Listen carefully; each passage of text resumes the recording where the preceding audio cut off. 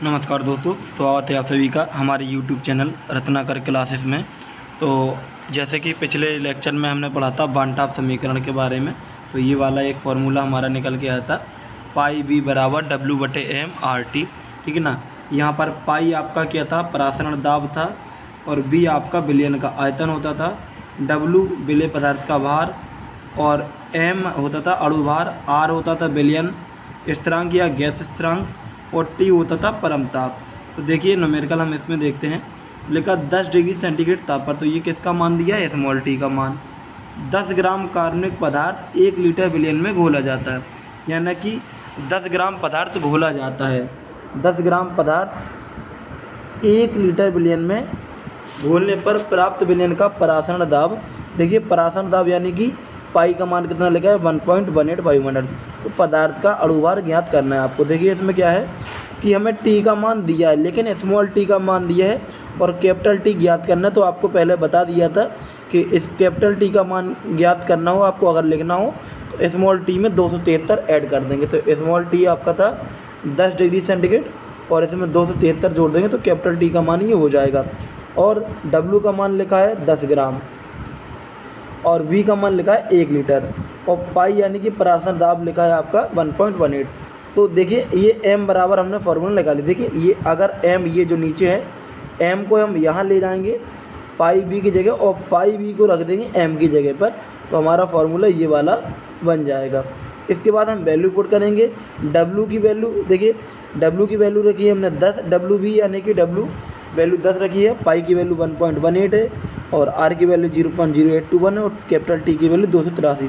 तो इस वैल्यू की जब आप सॉल्व करेंगे तो 196.90 आपका आ जाएगा।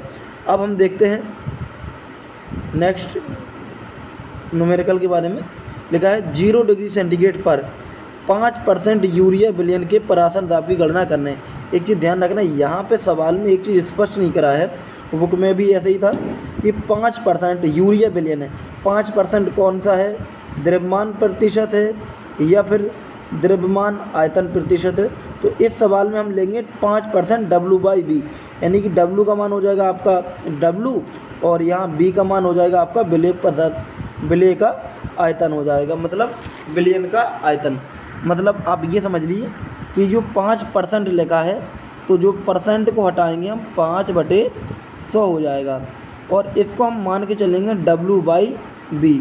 तो V वैल्यू किसकी हो जाएगी 100 और 5 किसकी हो जाएगी W की। ठीक है, तो बस इसी तरीके से हम इसको सॉल्व करेंगे। तो देखिए W की वैल्यू कितनी है 5, V की वैल्यू कितनी 100 ml में थी, क्योंकि आपको अगर पीछे लेक्चर पढ़ाया द्रव्यमान आयतन प्रतिशत तो वहाँ पर जो वैल्यू होती थी वो ml में होती थी, और यहाँ हमें किस में चाहिए लीटर में। तो 100 में किसका 1000 का क्या करोगे डिवाइड करोगे तो आपका बन जाएगा 0.1 लीटर। और देखिए यूरिया की बात कर रहा है तो यूरिया का फार्मूला होता है NH2CO NH2। तो इसका जब आप अणुभार निकालेंगे तो 60 निकल के आएगा, पीछे भी आपको बताया गया है। और R की वैल्यू रखेंगे 0.0821 और इसके बाद आपको इसको सॉल्व करना है, सॉल्व करके आंसर निकाल लेना है आपको। ठीक है, अब हम देखेंगे नेक्स्ट न्यूमेरिकल के बारे में। इसको आपको कमेंट में आंसर बताना है इसका कितना आ रहा है। ओके, तो आइए नेक्स्ट न्यूमेरिकल को हम देखते हैं। देखिए यहाँ पर नेक्स्ट न्यूमेरिकल हमारा कौन सा है, 27 डिग्री सेंटीग्रेड पर 27 डिग्री सेंटीग्रेड पर यूरिया के m/10 विलयन का परासरण दाब ज्ञात करना है, यानी कैपिटल m/10 का। यानी कि यहाँ पर आपको क्या दी गई है, कैपिटल m/10, यानी कि यहाँ नॉर्मलता आपको दी गई, सॉरी क्या बोलते हैं मोलों की संख्या दी गई, क्योंकि जो मोलरता हमने पीछे पढ़ाया था तो यहाँ पर मोलों की संख्या आपको दी है, यानी कि n का मान दिया 1/10, कैपिटल N का मान दिया है 1/10। जो फॉर्मूला आपने पढ़ा था PV बराबर nRT, तो यहाँ पर हम उसको लगा देंगे। इस कैपिटल N की जगह आप स्मॉल n करें, ज़्यादा सही रहेगा। ठीक है, तो 27 डिग्री सेंटीग्रेड स्मॉल t का मान कैपिटल T में कन्वर्ट करोगे 273 जोड़ देंगे आप। ठीक है, और इसके बाद क्या है, ये m/10 कैपिटल m/10 है, यानी कि मोलों की संख्या दी है 1/10। और देखो मोलरता अगर आपको याद है तो मोलरता प्रति लीटर में लेते हैं, तो हमें यहाँ पे V का मान लिखा है 1 लीटर बस। अब फार्मूला आपने पढ़ा होगा, आपको ज्ञात क्या करना है परासरण दाब। तो परासरण दाब PV बराबर होता है, यानी कि पाई V बराबर, पाई का मान निकालना तो V का क्या कर दिया हमने भाग कर दिया। तो बस n की जगह 1/10, b की वैल्यू 1, वैल्यू पुट करेंगे आप इन सभी की जो ऊपर दी गई हैं, ठीक है ना। b की वैल्यू तो आपकी 1 ही है और n की वैल्यू 1/10 है और r की वैल्यू 0.0821 हो जाएगा और t की वैल्यू 300 हो जाएगा।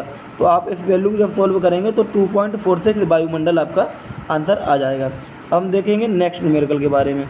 किसी पदार्थ के 100 ml यानी कि मिलीलीटर बिलियन में 4.5, देखिए ये b का मान लिखा है, ये w का मान लिखा है, ठीक है। b ये स्मॉल t का मान लिखा हुआ है, परासरण दाब ये पाई का मान लिखा हुआ है। यदि अणुभार 3.342 है तो r के मान की गणना कीजिए। देखिए पहले तो r का मान आपको पता है 0.0821 होता है, लेकिन अगर सवाल में ज्ञात करने के लिए कहा जाए तो आप उसको वैल्यू फाइंड करेंगे। लगभग में भी वैल्यू उतनी ही आती है जो आपको बताई गई है। तो देखिए ये w की वैल्यू लिख दी हमने, स्मॉल t की वैल्यू और capital T, sorry small T तो कैपिटल टी में ये बना देंगे हम। और देखिए ये देखा है अणुभार उसमें दिया हुआ है तो अणुभार भी हमने लिख दिया है और यहाँ पर क्या है पाई की वैल्यू लिखी है। तो पाई बराबर n/b/RT होता है, तो r बराबर क्या हो जाएगा पाई b अपॉन NT। तो r बराबर हो जाएगा आपका पाई b mb upon WB।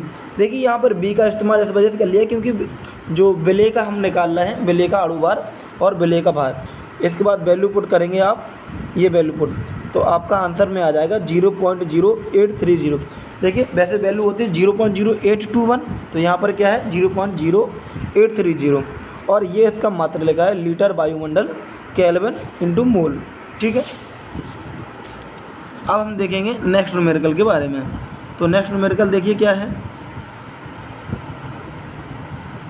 Next numerical में दिया हुआ है कार्बनिक पदार्थ के 18 ग्राम को, यानी कि 18 ग्राम, यानी कि W का मान कितना लिखा है 18 ग्राम और B का मान कितना है 1 लीटर, प्राप्त विलयन में 298। देखिए यहाँ पर कैपिटल T का मान 298 पहले से दिया केल्विन में, अगर डिग्री सेंटीग्रेड में देता तो हम उसको कन्वर्ट करते।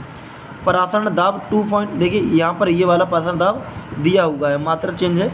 पदार्थ का अणुभार ज्ञात करना है आपको।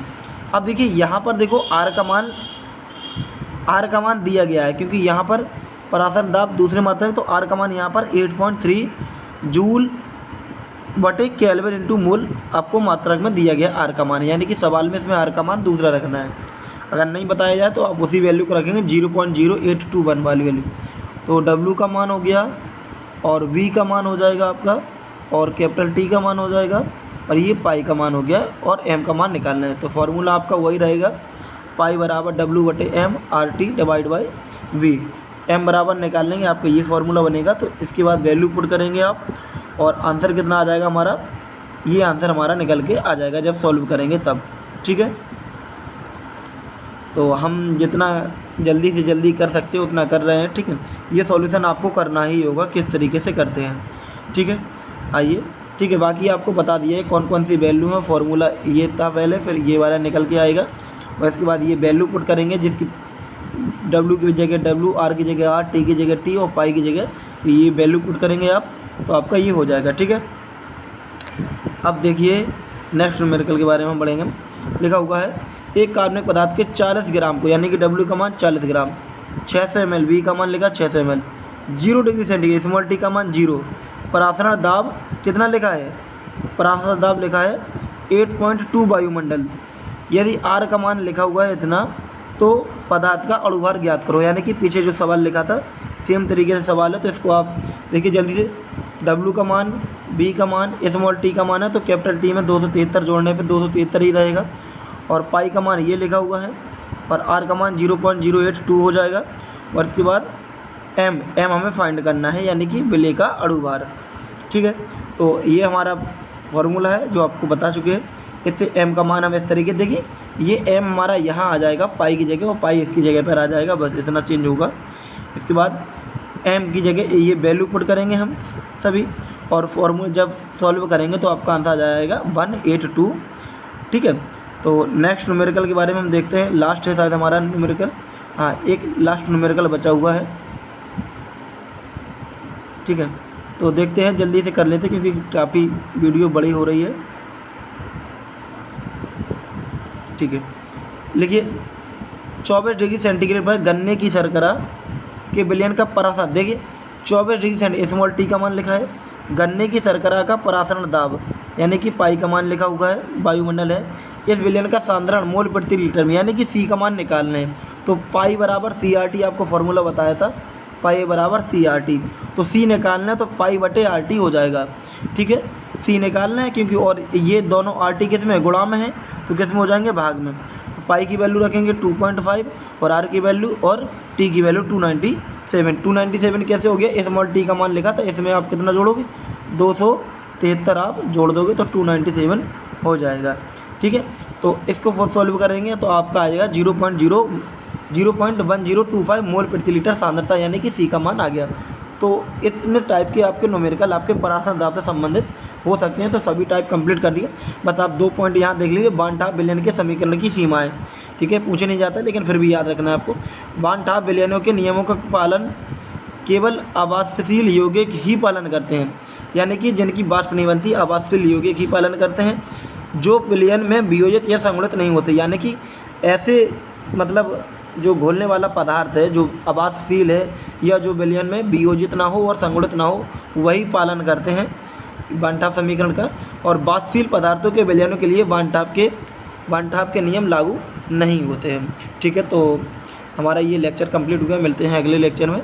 तब तक के लिए वीडियो देखते रहिए। वीडियो देखने के लिए धन्यवाद।